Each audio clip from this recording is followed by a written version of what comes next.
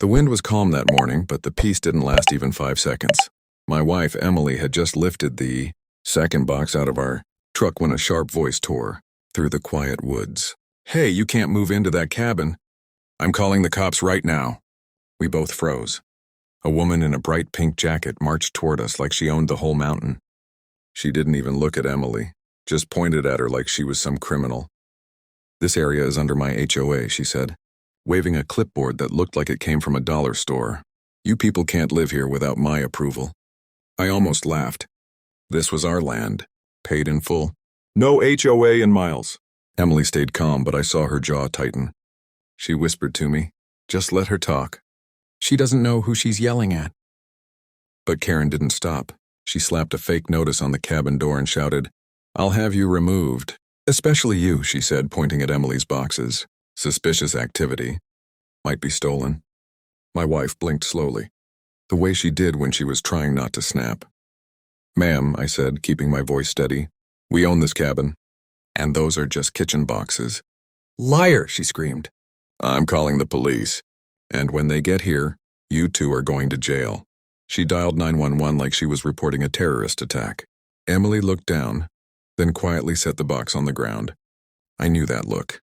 It meant something big was about to happen, but she was holding it back, for now. 10 minutes later, the cop car pulled up, lights flashing. Karen ran toward it, waving her arms. "Officer, arrest them. The woman's acting strange and he's trespassing." The officer stepped out, stared at us, then stared at Emily. His eyes widened. His whole posture changed. He straightened up, put one hand on his belt, and asked quietly, "Hey, ma'am, are you Delta Force?" Everything went silent. Even Karen stopped breathing. I looked at Emily. She finally smiled. Just a little. And that's when I realized Karen had no idea who she'd just picked a fight with. Emily didn't answer him right away. She just gave the officer a slow, steady look, the kind that said, "Be careful what you ask next." The officer swallowed hard, stepped closer, and lowered his voice like he didn't want anyone else to hear. "Ma'am, I served in Australia. I've seen that stance before. I know who moves like that." Karen instantly shoved herself between them. "She's not special forces," she barked. "She's a threat. Arrest her first." She put those boxes down too quietly. "That's suspicious." The officer ignored her completely, eyes still on Emily. "Is that why you're carrying supplies in the back? You look like someone who's handled heavier things." Emily gave him a calm nod. "Retired. That's all." The officer's face changed. Respect, surprise, and something close to fear. He straightened again and murmured, "Ma'am, my captain will want to confirm that, but I already know." Karen exploded. "Why are you calling her ma'am? I'm the HOA president." "There is no HOA here," the officer said flatly. Karen's face twisted. "Yes, there is. I run it. These people are trespassers." The officer turned to me. "Sir, do you have any proof you own this place?" Before I could speak, Karen shoved me hard enough that I stumbled. "Don't listen to him. He forged it." "Me, ask me." The officer stepped between us with sudden force. "Ma'am, keep your hands to yourself." Karen scoffed. "I can touch him.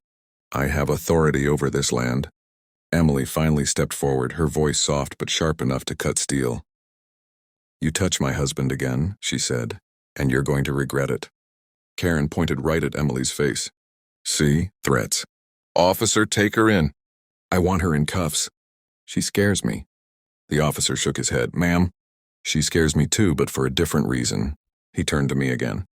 "Do you have ownership documents?"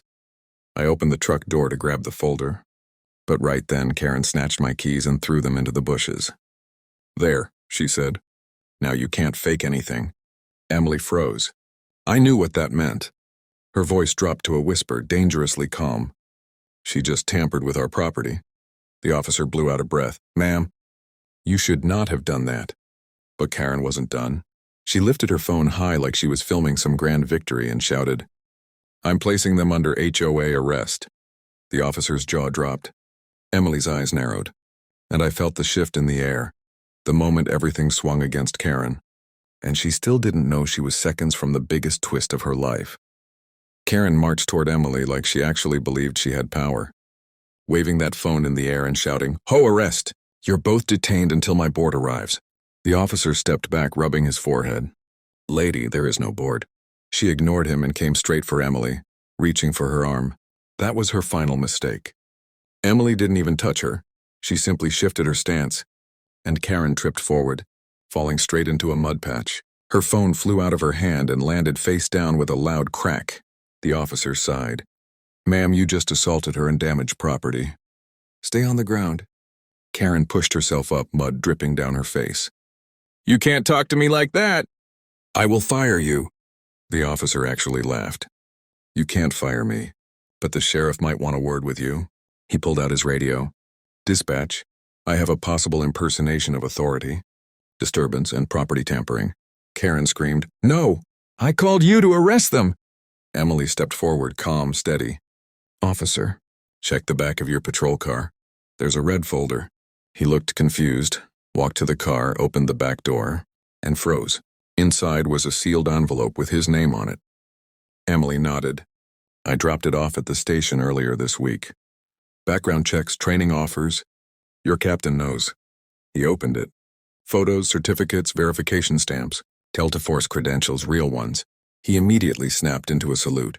"Ma'am, thank you for your service." Karen's jaw hit the ground. "What? She's a criminal. She's dangerous. She's the highest-ranked person I've met in 10 years, the officer said. "And this land belongs to her family. Your fake HOA ends now." The sheriff's truck pulled up seconds later, responding to the call. He looked at Karen, then at the broken phone, the mud on her jacket, and the cheap clipboard she'd dropped. He didn't even ask questions. "Ma'am, step forward. You're being detained for trespassing, harassment, and impersonating a housing authority." Karen shrieked as the cuffs clicked. "This is my neighborhood. I make the rules." Emily shook her head. "Not anymore." As they loaded Karen into the sheriff's truck, the officer turned to Emily with a quiet smile. "You handled that better than most soldiers I've met." Emily lifted the box she'd set down earlier.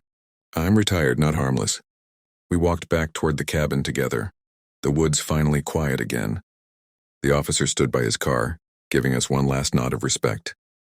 I wrapped my arm around Emily and whispered, "All this for moving into a cabin."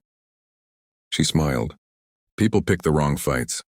We stepped onto our porch as the sheriff's truck rolled away, Karen's voice fading in the distance, still yelling about her imaginary power. The sun slipped through the trees, warm on our faces, and Emily said the line I knew would stay with me forever.